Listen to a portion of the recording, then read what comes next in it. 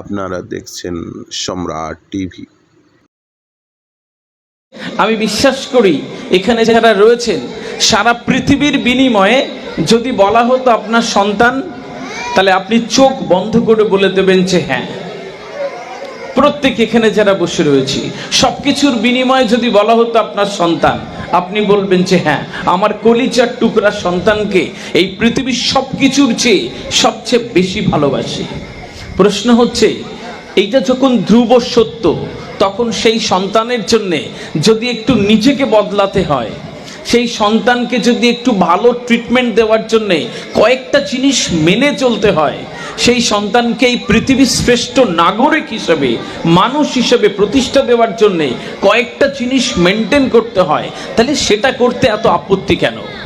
সম্মানিত উপস্থিতি, আমি বিশ্বাস করি একটি মোবাইল ফোনকে যেমন চার্জ না দিলে ওটি একটি লোহার বস্তু ছাড়া আর কিচ্ছু না, ঠিক তেমনি হিউম্যান বডিকে চার্জ করতে হয়। এটাকে যখন চার্জ করা হয় এ তখন অনেক বেশি ভালো কাজ করা শুরু করে। তো this is call the motivation. আমাদের সেলফ মোটিভেটেড হওয়া ভীষণ গুরুত্বপূর্ণ। একটা বাচ্চা স্কুলে আসবে, তার আগে সকালবেলা উঠে সে তো বাড়িতে রেডি হবে, সে বাড়িতে মেন্টালি সেট হবে যে আমি স্কুলে যাব, সে বাড়িতে মানসিকভাবে তৈরি হয়ে যাবে। তাহলে ওই পরিবেশটা আমার কীরকম হওয়া উচিত? তার জন্য আমার বাচ্চা নাচতে নাচতে, হাসতে হাসতে খুব সুন্দরভাবে স্কুলের গাড়ির জন্য অপেক্ষা করবে। এটা আপনাকে এখন শিখতে হবে। বাচ্চাকে কি বলবেন আর কি না বলবেন, সম্মানিত উপস্থিতি, এটা শিখতে হবে। এইটাকে পজিটিভ প্যারেন্টিং বলে। শুধু বাবা মা হলেই চলবে না, সেই দিন দুনিয়া চলে গেছে অনেক আগে।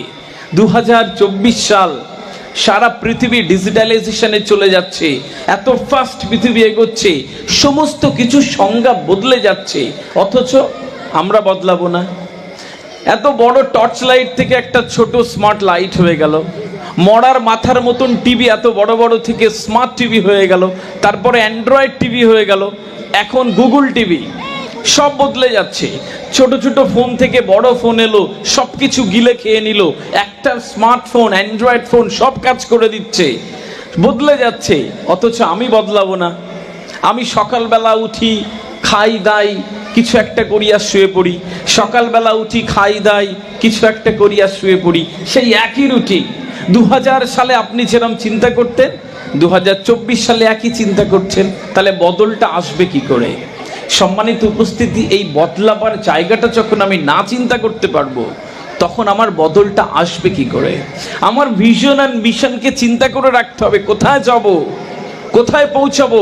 গন্তব্যে যখন আপনি দেখতে পাবেন গন্তব্যকে, তখন তার দিকে আস্তে আস্তে আস্তে আস্তে চলাটা সহজ হয়ে যায়। আপনারা এখানে নাচ দেখছিলেন, আপনারা এখানে সুন্দর সব নৃত্য দেখছিলেন বাচ্চাদের। ভাবুন তো, যে বাচ্চাগুলো এখানে নাচছিল তারা কিচ্ছু বোঝে না, অথচ মাগুলো দেখলাম কত ইন্টারেস্টলি তাদের ছবি তুলছে এখানে। হয়তো সে নাচতেই পারছে না, তারপরেও একটি মায়ের কত খুশি তার বাচ্চা এই মঞ্চে উঠেছে। আপনি চিন্তা করেন, আরো 25 বছর পরে ভারত সরকার এরকম একটা মঞ্চ করবে কোথাও, আর আপনার বাচ্চা সেখান থেকে IPS হওয়ার জন্য একটা অ্যাওয়ার্ড নেবে, আর বসে বসে ছবি তুলবেন, ওখানে আপনার কেমন লাগবে? আজ থেকে আরো 20 বছর পরে এখান থেকে IAS হবে, IPS হবে, WBCS অফিসার হবে, বিরাট বড় বড় মঞ্চ বাঁধা হবে। সকালবেলা উঠে নিউজ পেপার খুলবেন, আপনার বাচ্চার ছবি থাকবে, এত বড় একটা অ্যাওয়ার্ড নিয়ে কেউ নাসা সায়েন্টিস্ট হয়ে গেছে, তখন আপনার ছবি তুলতে কেমন লাগবে একবার চিন্তা করেন। এত গান শুনবেন, সারা পৃথিবী ঘুরতে যাবেন, বিরাট বড় বড় এন্টারটেনমেন্টে নিজেকে ডুবিয়ে দেবেন, ভালো সিনেমা হলে যাবেন, কিন্তু বিশ্বাস করুন, সন্তানের সাকসেসের যে সুখ, এই সুখের থেকে সারা পৃথিবীতে আপনাকে কোনো সুখ আর দিতে পারবে না, আপনাকে কোনো শান্তি আর দিতে পারবে না। সুতরাং পরবর্তীতে চিন্তা করার আগে আজকে থেকে একটু চিন্তা করি যে আমার বাচ্চাটাকে আরও কীরকমভাবে ট্রিটমেন্ট দিলে ও সুন্দর একটি পথে এগিয়ে যাবে, এইটা আপনার জানতে হবে। সারা পৃথিবীতে বড় বড় উন্নত দেশগুলোর স্কুল, কলেজ, ইউনিভার্সিটিতে পজিটিভ প্যারেন্টিং বলে একটা কোর্স রাখা হয়, অর্থাৎ আদর্শ বাবা মা কীভাবে হওয়া যায়। সব জায়গাতে বড় বড় ইউনিভার্সিটি, কলেজ, স্কুলগুলোতে বাবা মাদের আগে ক্লাস দেওয়া হয়, তারপরে বাচ্চারা আসে ক্লাস করতে। আমাদের মতন দেশে মেনে নিলাম সেইটা হয় না, কিন্তু তারপরেও তো নিজেরা একটু সচেতন হওয়া যায় যে আমার বাচ্চার জন্যে যেই 1 টাকা ইনভেস্ট করব সেই ইনভেস্টে যাতে সঠিক পথে যায়, এটা আপনাকে চিন্তা করে রাখতে হবে। এইবার প্রশ্ন হচ্ছে, আপনার বিরাট বড় ইউনিভার্সিটিতে পড়তে হবে না, কলেজে যেতে হবে না, স্কুলে যেতে হবে না।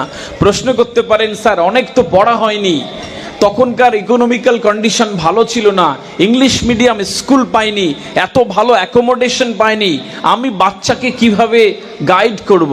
এত কিছু জানা লাগবে না। কয়েকটা সেগমেন্ট আমি আপনাকে বলবার চেষ্টা করব, একটু মাথায় রাখবেন। আর সব কিছুর পরে ওপরে আল্লাহ সুবহানাহু ওয়া তাআলার পরে, ভগবানের পরে পৃথিবীতে যদি তার সন্তানের জন্য কেউ সবচেয়ে বেশি দোয়া এবং আশীর্বাদ দিতে পারে, সেটা হচ্ছে বাবা মা। প্রতিটা মন্দিরের প্রার্থনায় আপনার সন্তানের জন্য প্রার্থনা করবেন, প্রতিটা প্রার্থনায় আপনার সন্তানের জন্য আশীর্বাদ করবেন। এইটা হচ্ছে আপনার সবচেয়ে বড় ইউনিভার্সিটি নিজের কাছে, যে আপনার সন্তান একটা ভালো দিকে যাবে। প্রতিটা সিজদাতে আপনার সন্তানের জন্য প্রার্থনা করবেন, দোয়া চাইবেন। এটা আপনার সন্তানের জন্য সবচেয়ে বড় একটা আশীর্বাদ এবং দোয়া, যে সে আস্তে আস্তে আস্তে আস্তে একটা উত্তরণের পথে চলে যাবে। বাচ্চাকে প্রাকৃতিকভাবে বেড়ে উঠতে দিন, অর্থাৎ ওর খাওয়া পড়া চিন্তা করা, ওকে খানিকটা ওই স্বাধীনতার কথা বলছিলাম দিয়ে দিন। একটা ছোট্ট গল্প বলি, আপনারা এটা থেকে বুঝতে পারবেন। একটি মহল্লায় কিছু মানুষ বসবাস করত।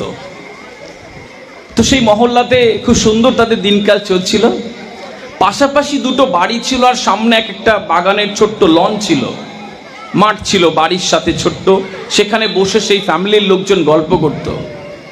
তো দুটো পরিবার ছিল পাশাপাশি, একজন টিচার একটি স্কুলের, আর একজন বেসরকারি ব্যাংকের ম্যানেজার, দুটো পাশাপাশি তাদের বাড়ি। দুইজন ভালো বন্ধুত্ব, তারা অফিস থেকে ফিরে এসে একসাথে গল্প করে, একসাথে মর্নিং ওয়াকে যায়, দুই ফ্যামিলি একসাথে ঘুরতে যায়। তো এরকম একসাথে ঘুরতে গেল কোথাও, তো তাদের কি মনে হলো অনেক গাছের চারা বিক্রি হচ্ছে, বলল যে চলুন চলুন যে আমরা দুজন দুটো গাছের চারা কিনে নিয়ে যাই, আমরা যেখানে আমাদের বাড়ির সামনে বসি সেখানে লাগিয়ে দিলে একটা সময় ভালো ফল দেবে, ছায়া দেবে। তো দুজন দুটো চারা কিনলো, গাছের চারা কিনে বাড়ি চলে আসলো। পরের দিন সকালবেলা দুজন দুটো চারা তাদের বাড়ির সামনে বসিয়ে দিল। তো বসিয়ে দেওয়ার পরে দিন যাচ্ছে, যিনি ব্যাংকের ম্যানেজার তিনি অফিস থেকে ফেরার পরে ওই গাছে জল দেন, সকালবেলা উঠে জল দেন, বাড়িতে ফোন করে বলে দেয় কাউকে, বাবা একটু জল দিও। অফিস থেকে কোনো দিন ফেরার সময় একটু সুন্দর সার টার কিনে আনে, ফার্টিলাইজার সার কিনে এনে দেয়। তো খুব পরিচর্যা করে এবং গাছটা ধীরে ধীরে বাড়তে শুরু করলো। যিনি টিচার ছিলেন তিনি অত দেখেন না, মাঝে মাঝে 1-2 জল দিয়েছে কি দেয়নি এরকম হয়েছে, কিন্তু গাছটা পুঁতে দিয়েছে আর কি। তো কিছুদিন এরকমভাবে চলতে থাকলো, দুজন মর্নিং ওয়াকে যায়, এর গাছ ও দেখে, এর গাছ ও দেখে, ওর গাছ ও দেখে, যে ভালোই চলছে। তো আরও কিছুদিন যাওয়ার পর দেখা গেল যিনি ব্যাংকের ম্যানেজার পর্যাপ্ত বেশি জল দিয়েছে, সার দিয়েছে, টেক কেয়ার করেছে, একটা ডাল দুমড়ে গেছে, একটা পাটকাঠি দিয়ে সেই ডালটাকে বেঁধে দিয়েছে, খাড়া করে দিয়েছে। তো দেখা গেল সেই গাছটা খুব দ্রুত অনেকটা বড় হয়ে গেছে, তুলনায় যে টিচারের যেই গাছটা ছিল সেই গাছটা খানিকটা ছোটই রয়ে গেছে। এর গাছটা অনেক সবুজ, এর গাছটা একটু কালচে সবুজ রঙের হয়ে গেল, কিন্তু চলছে এরকমভাবে। হঠাৎ করে চলতে চলতে একদিন বিরাট কালবৈশাখীর একটা ঝড় এলো, একদম ওলট পালট করে দিল সব। সন্ধেবেলা সবাই ঘরে রয়েছে, কালবৈশাখীর ঝড় শুরু হয়ে গেল। দুজনেই চিন্তা করছে গাছটার কি হলো, কিন্তু বেরোনোর উপায় নেই, লোডশেডিং হয়ে গেল, অন্ধকার। যাক, এরকমভাবে রাতটা কেটে গেল, ভোর হলো, সকাল হয়ে গেল। ব্যাংকের ম্যানেজার তাড়াহুড়ো করে বেরিয়ে এলেন, এসে ওনার বাড়ির লনে এসে দেখলেন যে গাছটা একেবারে ভেঙে গেছে, একেবারে ভেঙে গেছে, গাছটার বাঁচার কোনো উপায় নেই। খুব মন খারাপ হলো, এত যত্ন করেছিলাম, এত যত্ন করেছিলাম, সার দিয়েছিলাম, জল দিয়েছিলাম, রাতের বেলা উঠে গিয়ে দেখেছি, মন খারাপ হলো। তুমি ঘরে উঠে যাচ্ছিলেন, কি মনে হলো, বললেন আচ্ছা একটু দেখি তো গিয়ে ওই মাস্টার মশাইয়ের গাছটা কেমন আছে। তো উনি যখন ওই বাড়ির লনে ঢুকলেন, দেখলেন গাছটার দু চারটে পাতা টাতা পড়ে গেছে, কিন্তু গাছটা ঠায় দাঁড়িয়ে আছে। তো ওনার কেমন মনে হলো যে আমার গাছটা পড়ে গেল, ওনার গাছটা ঠিকঠাক আছে, কিছু পাতা টাতা পড়েছে।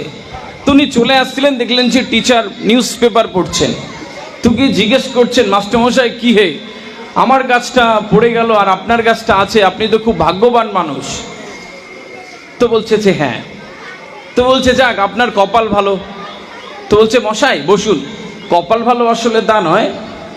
দেখুন, আপনি যে গাছটাকে বড় করতে চেষ্টা করছিলেন প্রতিদিন, তাকে কারণে অকারণে জল দিয়েছেন, কারণে অকারণে সার দিয়েছেন, ওই ডালটা একটু বেঁকে গেছে, পাটকাঠি দিয়ে ওটাকে সোজা করে দিয়েছেন।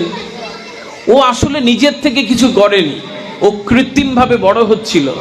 ও জল খুঁজতে যায়নি মাটির মধ্যে, শিকড়টা ও আস্তে আস্তে ছেড়ে দেয়নি, কারণ ও জল পেয়ে গেছিল। ও নিচের মধ্যে থেকে শক্ত হয়ে ওই ডালটা শক্তিশালী করার চেষ্টা করেনি, আপনি বেঁধে দিয়েছিলেন, আপনি ওকে জল দিয়েছিলেন, আপনি ওকে সার দিয়েছেন, বেঁধে দিয়েছেন, ওকে এমন এমন আলপটকাভাবে ওকে তৈরি করলেন যে সামান্য ঝড়ও সহ্য করতে পারেনি। বিধায় আমার গাছটা, ওকে আমি জল দিইনি, ও শিকড় ছড়িয়ে দিয়েছে মাটির মধ্যে থেকে জল আনবার জন্যে, ও শক্তিশালী হয়েছে। ও ধীরে ধীরে বেড়ে উঠেছে, কিন্তু ও ডালপালাগুলোকে শক্তিশালী করেছে। ওই ঝড় ওই ডালপালাগুলোকে ও ভাঙতে পারেনি। বিষয় হচ্ছে যে আমি ওকে প্রাকৃতিকভাবে বড় করার চেষ্টা করেছি, আপনি ওকে কৃত্রিমভাবে বড় করার চেষ্টা করেছেন। স্বাভাবিকভাবেই ওর মধ্যে শক্তিশালী, ওর মধ্যে সেই হিম্মত তৈরি হয়নি একটা ঝড়ের সাথে লড়াই করবার জন্য। বিধায় আমার গাছটা ও ঝড়ের সাথে লড়াই করেছে।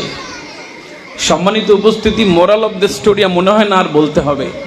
একটা বাচ্চাকে যখন আপনি এরকমভাবে সুযোগ দেবেন যে বাবা এই পৃথিবীটাকে দেখো, এই পৃথিবীটাকে বোঝো, তাকে অকারণ আদর আবদার করে কোল থেকে নামাচ্ছেন না, ব্যাস তো হাঁটতে পারবে না কয়দিন পরে, তাকে বুঝতে দিন, তাকে বোঝান বাবা তোমার বাবা কত কষ্ট করে তোমার স্কুলের ফিস দেয়, তোমার এই শার্টটা কিনে দেয়, তোমার একটা খাবার নিয়ে আসে বাড়িতে, তুমি জানো বাবা কত কষ্ট করে এইগুলো কিনে করে তোমার জন্যে। কখনো কখনো বলুন বাবা তোমার মা কত রাত তোমার জন্য ঘুমায় না, তুমি চিন্তা করতে পারো? তোমাকে ভালো রাখবার জন্য তোমার মা কত চিন্তা করে, তোমার স্কুলিং, তোমার পড়াশোনা, তোমার খাবার দাবার, এগুলো কি তুমি কখনো চিন্তা করো যে কত কষ্ট করে? এই ফিলিংটা তার মধ্যে দিতে হবে, তার এই পৃথিবীর বাস্তবতাটাকে একটু একটু করে বোঝাতে হবে। তারপরে ও বুঝবে যে হ্যাঁ সব কিছু কষ্ট করে হয়, ঝড়ের মধ্যে দাঁড়িয়ে থাকতে হয়, তাহলে জেতা যায়।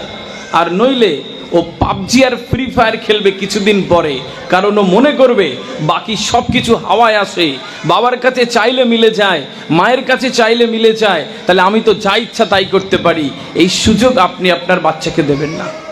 সম্মানিত উপস্থিতি, বিষয়টা হচ্ছে যে বাচ্চাকে একটু প্রাকৃতিকভাবে বড় হতে দিন, ওর খাবারের থালাটা ওকে আনতে দিন, ওকে ধুয়ে রাখতে দিন। ওই বাচ্চারা দায়িত্ব নিতে পছন্দ করে, আর আমরা কেমন কেমন করে যেন ওদের দায়িত্ব দিতে অপছন্দ করি। বিষয়টা হচ্ছে এই জায়গাটা আপনি একটু মেনটেন করবেন, কি বাচ্চাকে ছোট ছোট ছোট ছোট দায়িত্ব দেবেন, ও আস্তে আস্তে আস্তে আস্তে স্বনির্ভরভাবে ও স্বনির্ভর হতে থাকে, ও আস্তে আস্তে ও দায়িত্ব নিতে শিখে যায়, ও অল্প বয়সে অনেক বেশি ম্যাচিওর হয়ে যায়। Because maturity doesn't come by age, it is by experiences. পরিণত বোধ, ম্যাচিওরিটি বয়সের সাথে আসে না, এটা অভিজ্ঞতার সাথে আসে। অনেক বেশি বয়স্ক মানুষের হয়তো ওই পরিণত বোধ নেই যেটা একটা কলেজ স্টুডেন্টের আছে। এই বিষয়টা হচ্ছে ইটস অল অ্যাবাউট এক্সপেরিয়েন্সেস। সে কত কিছুর সাথে নিজেকে বুঝেছে, সেই বিষয়টা মেনটেন করাতে হবে। সুতরাং এইভাবে বাচ্চাটাকে